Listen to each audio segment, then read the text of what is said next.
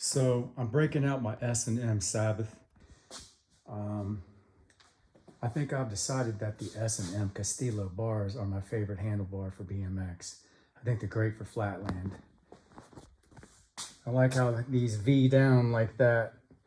And when I'm doing peg pickers and my legs are squeezed up against the head tube here, that there are no points sticking out here on these handlebars like the concave Haro knee savers do, that dig into the inside of my legs and leave bruising. And then these handlebars right here have a low profile, or a low rise, I should say. They're 7 or under, depending on who's giving you the information. And I like how that crossbar right here has a low profile too, where I can sit on the handlebar, but it's up just enough so that these cables right here get out of the way and don't stick up, where when I cross my leg over the handlebar, my feet don't get hung up in the cables. So yeah, Castillo handlebars. And I thought that these were too nice on here, considering that I have this frame is in raw. At some point in time, somebody sanded that down and wanted to run it like that, which I like and appreciate myself. I think that looks just pretty sick. So with the handlebars being in really good condition, I'm going to use them on another one of my nicer bikes. And I've been looking for another set of Castillos, and look what I found.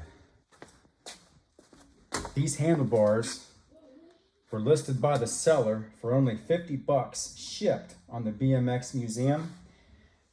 And at a time when I was seeing these on the museum and other places for $120, $150, one guy had a set on there for $250. I thought that this was a steal. Now, I'm not into spending lots of money on BMX anymore. My whole goal was to get the best bike for the cheapest price possible. And if you find something like that, you can throw up the same nice grab, and it's very fulfilling to feel like you got something cheap.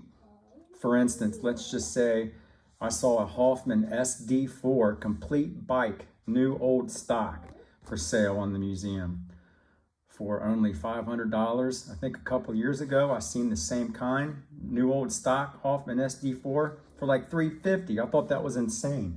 Full chromo too. So yeah, I mean, I don't mind spending $1,500 on a brand new Haro Lineage Turquoise Master or something like that every once in a while. But it's getting to the point now where I'm getting more into riding than building. I don't care what a bike looks like anymore. I just want a good quality setup that's not going to come loose, not going to break, etc., etc. So yeah, I had to grab these handlebars. They're raw, just like the frame. Look how they're beat to heck. The guy even called them uncircumcised. I thought that was pretty cool.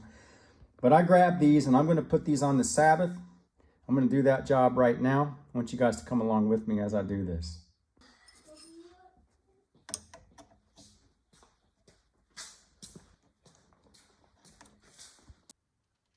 So what are we doing here today, Xander? Changing out the handlebars. All right, now let's take off that stem cap.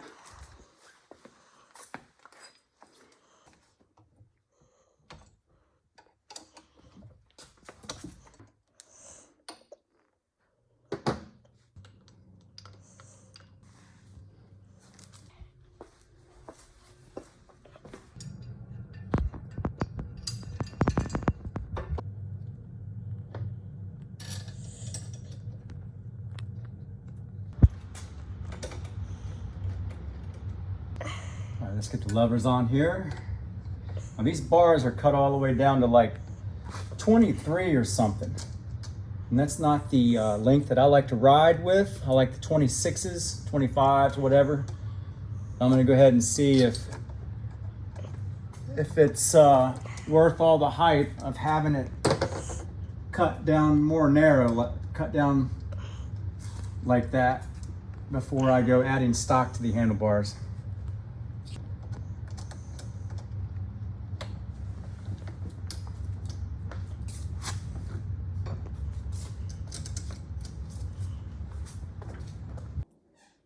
Okay, so here we are, all finished up with that swap out.